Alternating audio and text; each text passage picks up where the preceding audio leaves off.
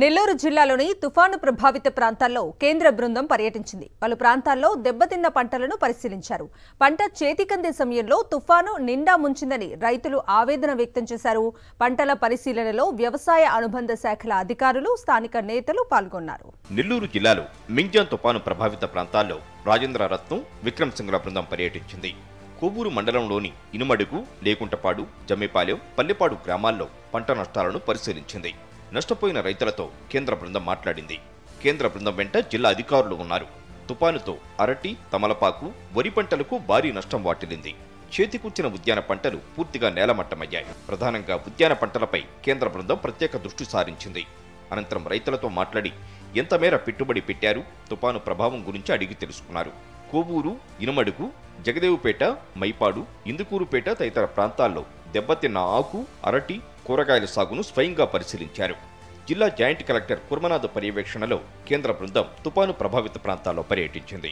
నెల్లూరు కలెక్టరేట్లోని తిక్కన్న భవన్లో ఏర్పాటు చేసిన ఫోటో ఎగ్జిబిషన్ను తిలకించారు.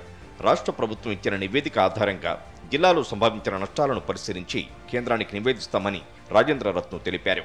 కోట, వాకాడు మండలాల్లో కేంద్ర విద్యుత్ మంత్రిత్వ శాఖ assistant director Meena Honda, road రవాణా రహదారుల మంత్రిత్వ శాఖ సూపరింటెండెంట్ ఇంజనీర్ రాకేష్ కుమార్ పర్యటించారు.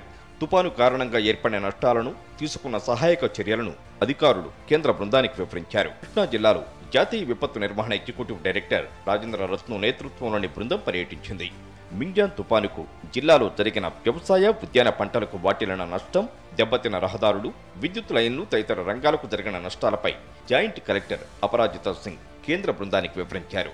ప్రాథమిక అంచనాల ప్రకారం జిల్లాలో వరి, ఉద్యాన పంటలకు నష్టం వాటిల్లిందని కేంద్ర బృందానికి అధికారులు తెలిపారు. దెబ్బతిన్న వరి పంటలను కేంద్ర బృందం సభ్యులు పరిశీలించారు.